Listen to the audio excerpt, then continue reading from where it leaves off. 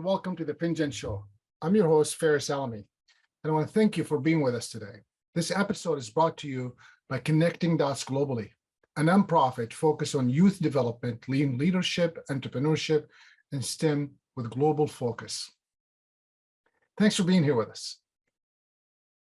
For those who have not met yet, my name is Faris Alami. I'm the host of the Finjan Show.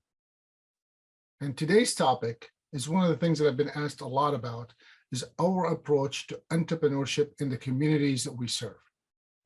And many of you know that I'm the founder of International Strategic Management, where we do entrepreneurship and small business development in mainly underserved, underrepresented, or under-resourced communities. And we've been lucky. I've been able to touch over 100 countries through the work that we've done. And what I learned is through the work with this amazing organization that we partner with locally and globally, that there's really a unique approach that sometimes get missed by focusing on the wrong things for their communities. So what I'm going to do here today is share with you the exact approach of how we approach these challenges and the kinds of programs that you could potentially offer to your communities, whether it's with us or with someone else within your community. And one of the things I learned from this process is there's a simple process that you could follow. And so this episode is really brought to the people who are what I call EDOs and ESOs, which is our track one of our programs and our projects and our activities that we do, which is economic development organizations or entrepreneur support organizations. So both in the startup phase or in the small business development space. And the process is really simple. So one of the things you want to do right away is, one, identify what is the community trying to accomplish. What are the ultimately the end goal here? Are we looking for entrepreneurs to start businesses? Are we looking for small business development? What kind of entrepreneurs? Are we looking to engage the communities that are underserved, underrepresented, or under-resourced? Are you looking to engage the main community, the majority community? Are you looking to foster collaboration between the communities or integration between the communities? Are you looking to focus on tech startups or place-based entrepreneurship? These are the things that you want to think about initially. And you might want to think about having different tracks for each one of them.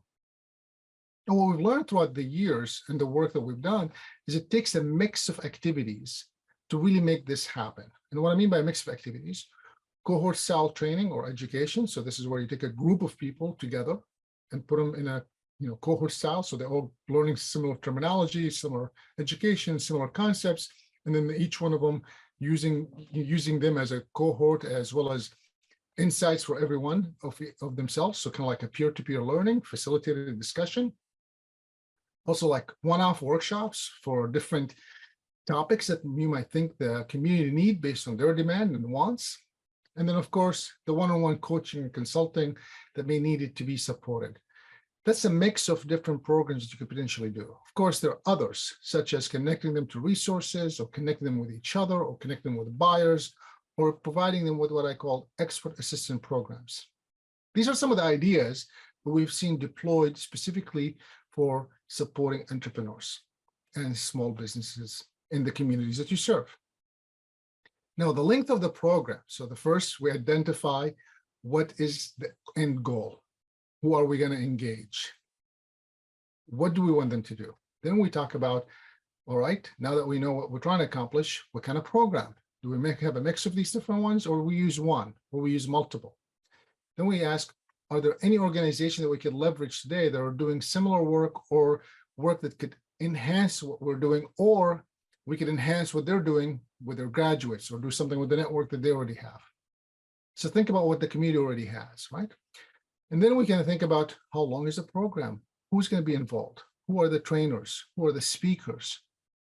We might think this is not important. Reality is, in the communities that we have served, we have learned that this is really critical key to the success of the programs and the results that you're hoping to accomplish from them, as well as reputation of those programs. Once you do that, then you can start thinking about, let's deploy a pilot. And I always recommend a pilot, because if you don't do a pilot, what happens is you put it out there and then you go after it, then you learn you have to modify it. And we all know this. People say they love change, but they actually don't really like change at all. Anyway, let's continue this discussion and learn a little bit more about how we could do that, engaging them in a way that is meaningful in a pilot way after this short break.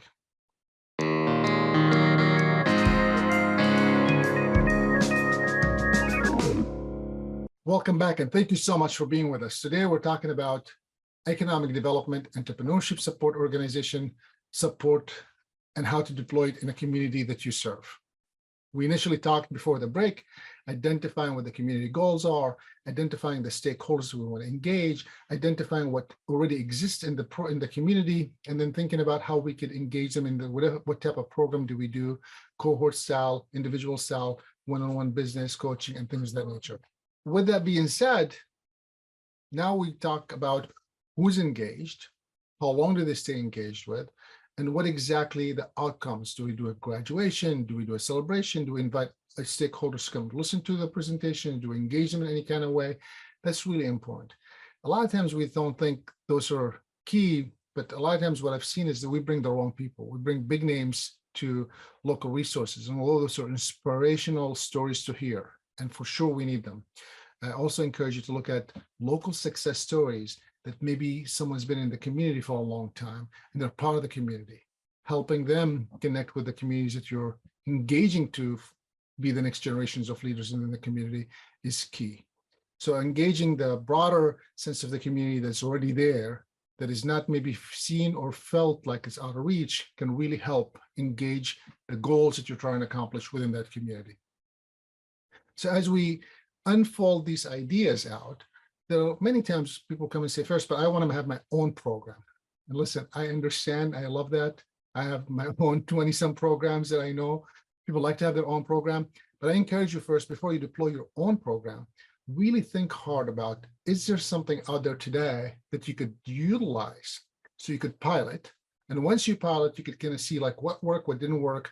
Then you could think about what you could offer by modifying this program specifically. For those who don't know yet, I never tell you what to do or not to do. My goal from any of these conversations or discussions is to really engage you in your thinking about what you could do within the communities or what you're doing within the communities that you have. And in these episodes where I'm solopreneur or solo show for that cause, I'm really answering questions that people have been asking me privately or through messages or through LinkedIn or through conversation that we have in a public way that hopefully engages others that could potentially be seeking these answers. I've been fortunate to have these questions in multiple times from multiple people, so therefore they come naturally to me to know how to answer them, because I've been finding myself repeating some of these statements over and over.